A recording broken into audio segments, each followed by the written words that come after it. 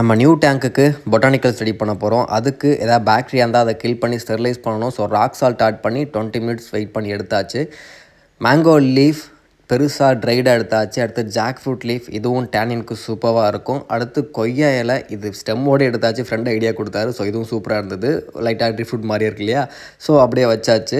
இன்னும் எக்ஸ்ட்ரா என்கிட்ட கொஞ்சம் பிளான்ஸ் இருக்குது. நான் இப்போ வில்லேஜில் இருக்கிறதால எனக்கு ஈஸியாக கிடைக்கும். நான் சென்னை போனால் எனக்கு கஷ்டம். ஸோ பேக்கப் கொஞ்சம் எடுத்து வச்சுட்டேன். இதெல்லாம் ஆட் பண்ணதுக்கப்புறம் டேங்க்கில் பெருசாக கலர் சேஞ்ச் இல்லை. ஏன்னா இது ஆல்ரெடி பாயில் பண்ணி எடுத்ததால் பெருசாக டக்குன்னு அஃபெக்ட் ஆகலை. பட் இது ஸ்லோவாக டேனின் ரிலீஸ் ஆகும். டேங்க் லைட்டாக அசிடிக்காக மாறும். நம்ம நேச்சர்ஸ்கேப்பிங் தான் பண்ணியிருக்கோம். லைக் அடியில் ஆற்று மண், ட்ரிஃப்ட்வுட்டு, நம்ம பொட்டானிக்கல்ஸு, கொஞ்சம் கப்பி கிராஸு, கொஞ்சம் பிளான்ட்ஸ், இப்படி தான் ஆட் பண்ணியிருக்கேன். ஸோ இந்த அளவுக்கு அசிடிக்கான ஒரு வாட்டர் எந்த ஃபிஷ்ஷுக்காக இருக்கும்னு உங்களுக்கு ஒரு ஐடியா வந்திருக்கும்னு நினைக்கிறேன்.